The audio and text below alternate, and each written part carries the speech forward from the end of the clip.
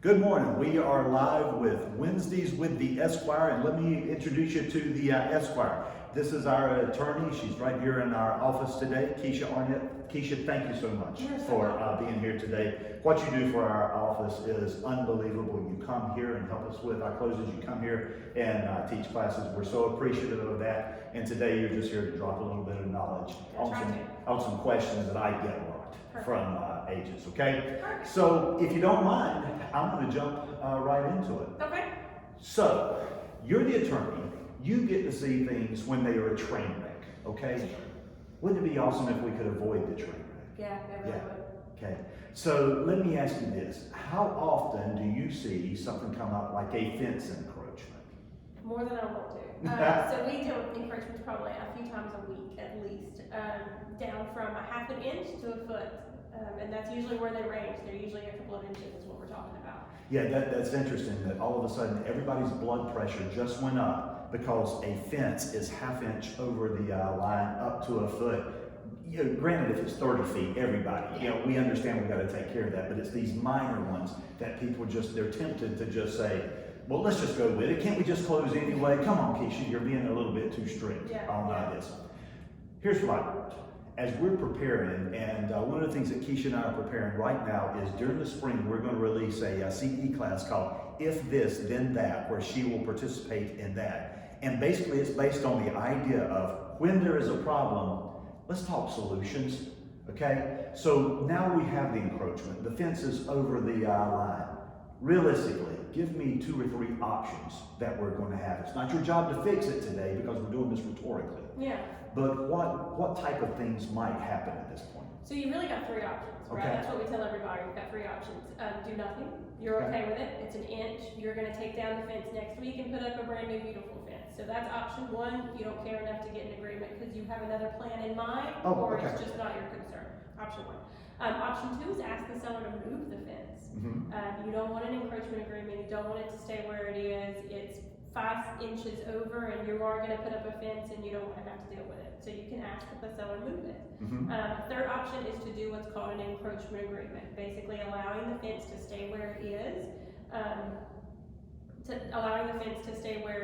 for the foreseeable future unless a storm comes and knocks it down, and then it would have to be put either on your property or the neighbor's property, depending on whose it is. So those are the 3 options that we start from and start having the conversation from on how to resolve this issue.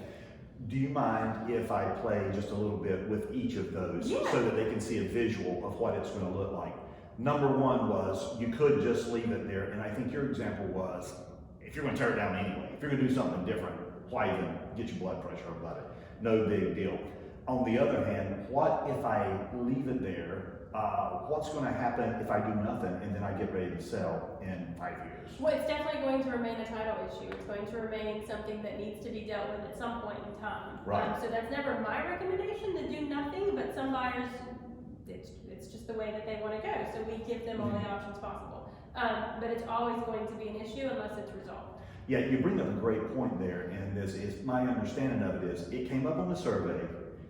A title policy may be able to be issued, but it would be issued with an exception for that. So it's never going to cover it in the future if you ignored it now. Okay. And it will be notated on your title insurance policy. And when I'm reviewing title from a previous owner, I will see that, and I always tell my buyer and my buyer's agent, hey guys, I'm seeing this on the survey. I don't know anything else about it, but if you've chosen not to get a survey, you may want to rethink it and let's see what's going on with this.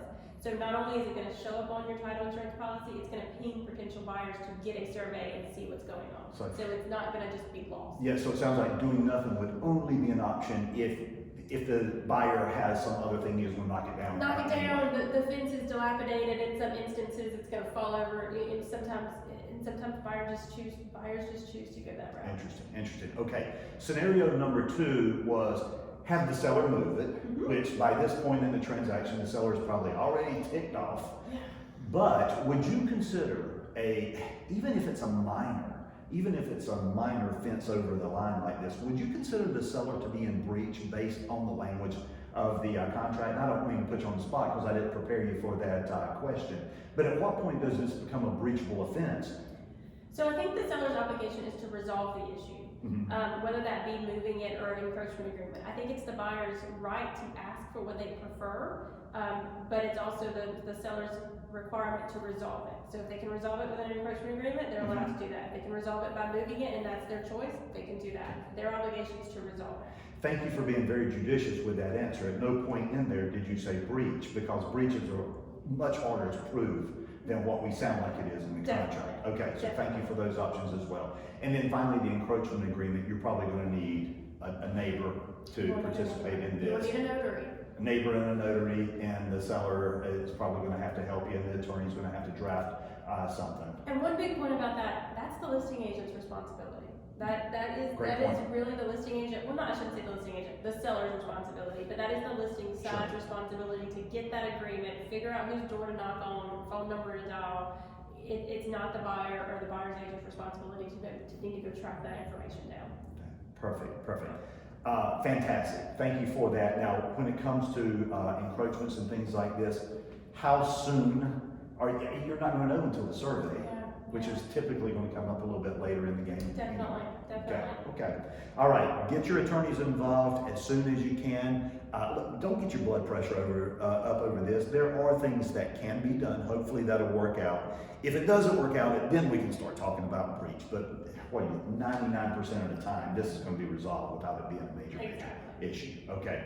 Well, thank you for the knowledge today on encroachments, and we look forward to seeing you next week. Thank you.